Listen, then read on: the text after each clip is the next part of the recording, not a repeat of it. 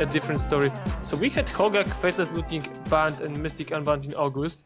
Wow, in July we had like Breach from below banned. This card was I think stupid, because the power level that you could get from this was like unreal, and you couldn't even cast it. And if you cast it, it does nothing. You have to discard it. Like any Have a reasonable casting deck, cost of 0. yeah, Or any 20. reasonable deck was not using it, right? Mm-hmm. So this card was like very strange, and I don't know, is anybody sad because this card is gone? I don't think so. Well, the Bridge Vine players, because I mean they lost the bridge part of their archetype name. Yeah, now but they're just Bridgevine Vine. players just bought 4 copies of Hogak and they just played Hogak, so. And then they lost that too. They got nothing now. Yeah, but honestly, if you are playing the best deck, the most broken deck, and the tier 0 deck in Modern, you just cannot be angry that they banned it. Like I know you you know you're asking for it. You were asking for it. Yeah, exactly. You know what you are doing, and you just have to, maybe high risk, medium reward, or medium risk, high reward, because you know what you pay for. You pay for some win percentage and so on. And okay, you want to grind, so you just have to be ready for that. Yeah, there's a Neoform viewer who admits, I'm playing Neoform knowing it's going to get banned one day, and he's just trying to milk it for whatever it's worth as it is right now. Sure. Yeah, exactly. If you are going for the best tournament, you just have to win. You take the best deck. Okay, this is it. But if you are playing, I don't know, for fun or you grinding, but this is not your style of playing, but you say, all right, I'm gonna take this deck because it's very good. You just have to admit, okay, this might get banned. Mm-hmm. Yeah, I'm looking at KCI. It got banned in January 2019. Wow, we had plenty of bannings this year, and KCI was also. And this is like the other part of Modern, not looting, but Opal decks. And KCI was like, this deck was, it was horrible to watch it, and it was horrible to play it against. I don't know how about play it by yourself. I did not, but this is like. Well, not many people wanted to play that deck. I mean, Matt Nass was killing with that deck for like at least half a year, and no one even wanted to touch the deck. And then it wasn't until enough time passed and Wizards wasn't taking any action that enough people decided, okay, well, this deck is obviously the best. Matt Nass keeps making the finals of a GP, so it's got to be worth playing, and maybe it's going to survive a few more bannings. And then when it had like, I don't know, 3 in the top 8 or something like that. It was 3 or 4. It was GP when probably Eli Cassis won in the United States, and he won semi-final and final and maybe quarterfinal against KCI, and he was playing Blue-Red Phoenix. And when KCI got banned, probably it was the time when Blue-Red Phoenix started crashing. I don't think I remember correctly, because this was like their worst matchup. Their worst matchup, like by far. Blue-Red Phoenix was just always around, and then eventually KCI just came. I think Blue-Red Phoenix had a huge start, and then KCI started to come up in big numbers because it had a good matchup against Blue-Red Phoenix. That's true. That's true. So, like, or is it the other way around? I don't know exactly who had the advantage in that matchup, but I know those were Blue-Red Phoenix against KCI. Yeah. I think that KCI was strongly favored. I don't have any numbers, but I think like there was the case that your bolts are doing nothing, your bounce trigger is doing nothing, and if your opponent will just survive early turns, you have main deck. You had no answer. Mm-hmm. You didn't play counter magic. You didn't play upgrade because you were so focused on your own game plan, which was that strong at the time, and you just playing aggro.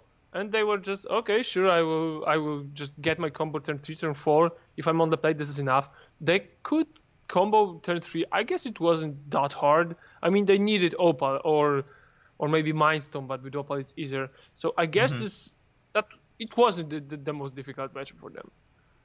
So I think that KCI was beating them strongly. And right now, I guess we have... history has made a circle. I don't know if English this is correct. That we are again in the point that one of the part of Modern, so Faithless Looting is not around anymore. So everybody is looking at Mox Opal right now. Yeah. Because history is repeating itself. Yeah, and we already have histories exactly, and we already have some numbers and results that honestly I don't like, because with the printing of this Emery, we have like even more degenerated deck with Urza. And already at SCG, it was team event, but still, in the top 8 there were like 4 decks with Urza, one regular Wirza and 3 copies of this Emery sort of combo, I don't know, Ascendancy and so on deck. So if sort of combo. So I don't know what exactly combo they are playing, because I have seen many different versions with just Ascendancy, just with Emery, with Paradoxical Outcome and so on. It's so not a good news when Jeskai Ascendancy comes back. That can't be good news. That's definitely a very, very bad news. So again, we are in this situation where if new deck comes into Modern, and no matter what, SCG is not a GP, but this is still a very big tournament with very good players. Yeah. So even sort of new deck, because Wirza were already around, it was already around, and Emery is just an addition, but they have changed the deck like dramatically. They are playing like Mox Amber, which was considered as unplayable and probably still is, but this Mox Amber, Emery, and a couple of other cards, and this deck is making like 3 or 4 slots in Modern seed in top 8. So come on, this is a disaster, because it usually takes a lot of time to break through all decks that are already in Modern. So I think this shows, on one hand, how many people took the deck, but on the other hand, how powerful this deck can be. And I think that probably we are getting closer and closer to the banning of Max Opal. I don't know why Wizards keeps pushing artifacts. Like, you know, even when I compare Whir of Invention to, like, Court of Calling, it was supposed to be like a copy, but, like, convoking with Whir of Invention is way easier than convoking with Court of Calling. 0 mana artifacts, right? Yeah, exactly. Like, they're not even comparable. Whir of Invention should have been, like, 5 blue and then X.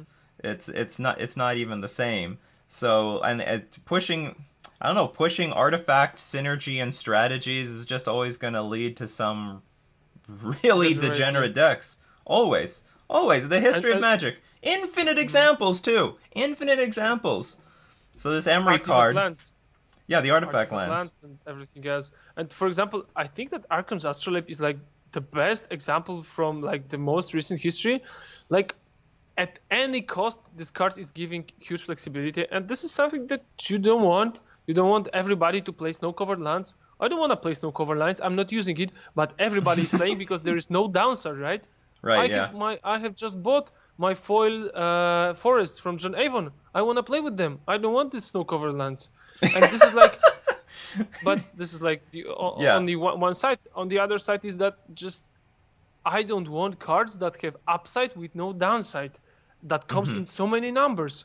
Right. In Legacy is also this Astrolabe is like doing some crazy things, giving like 5 colors of mana, and it's not comparable, but it's like similar to Deathray Shaman. Just at no cost, you are taking like any color of mana. I don't think this is right. I don't think this is correct direction.